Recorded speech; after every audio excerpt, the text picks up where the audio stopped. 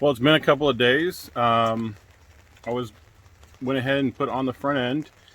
Everything goes back together as it was. You just reverse everything. One problem I did run into when I was putting the lower A-arms, I replaced the bushings myself. This is a 2005. I was over in Germany for a few years. I came here in California, and both roads are not good for undercarriages. I didn't take care of it, and it took up to 6 tons to break the bushings out. That finally came from getting a commercial press. I tried to buy one myself from Harbor Freight, try to get it done. The way it takes to get those pressed in and pressed out, not even some commercial shops could do it. So it does take a specialized, a lot of time and a lot of work. I ended up using the presses from a tire balancer. They look like they're a solid metal cone is what they are. They keeping the tire rim balanced and centralized. If you have a shop that might have some of those in hand, it really helps. And a lot of time. It took me all day to press out the 4 bushings, two on each side, and the one in the middle on one of the sides I was able to get out. I ran out of oxyacetylene. I was going to try that approach, but I ran out of oxygen. So just to let you know, if you haven't touched your bushings ever, it's gonna be tough. So got those in, got those reinstalled, and everything comes back together as you took it apart.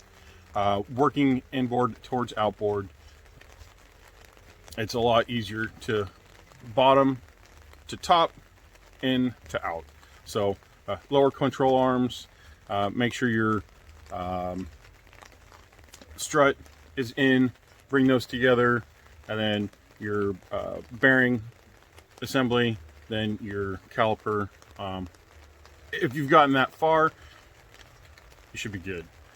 While I have the battery out, while I have all wiring harness distraught for that driver side strut, I've chose to go in and replace my not igniter plugs, glow plugs.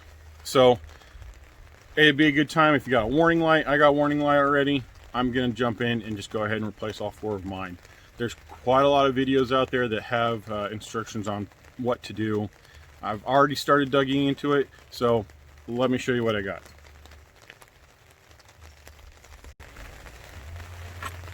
First, the alternator bracket. You do not need to loosen the belt. It's tightened down. It has a tightened down bolt down at the bottom. You're just removing the bracket. All right, pull that off. Get your wiring harness out of the way for yourself. Oh, wonderful. The fuel pump, get that off to the side. All the wiring, and then your EGR valve elbow. That has 4 bolts, 2 up front, 2 in the back. Your dipstick, that's going to come out with it.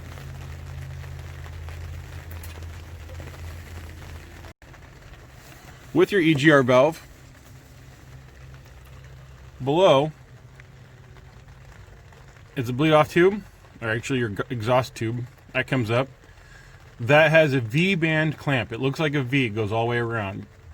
I believe that was a 9mm. It was a weird size, maybe even a 7. You have to pull that off.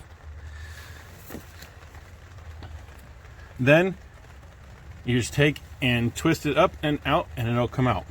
All right. After that, you'll see it's very hard, but that's your number 1. That little gray right there, that's your number 1 glow plug. Pop the cap off, 10mm socket, and you'll be good to go. Pull all 4 out, replace all 4, and reverse everything. It'll be good. All right, guys, be good.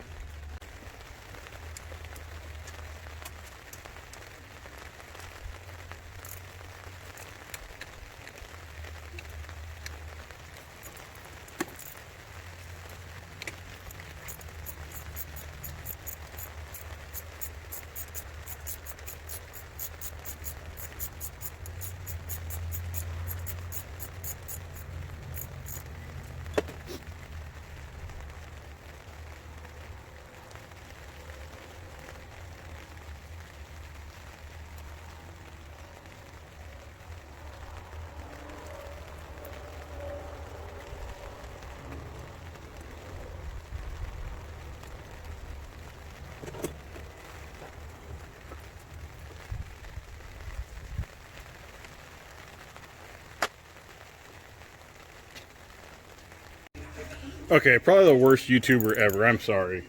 So, got the EGR valve in here.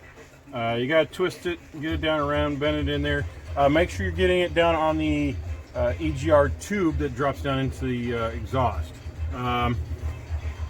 Grab these 4 bolts here, start plugging those in. The backside's probably the ones you want to get first. They're a little bit harder. All right.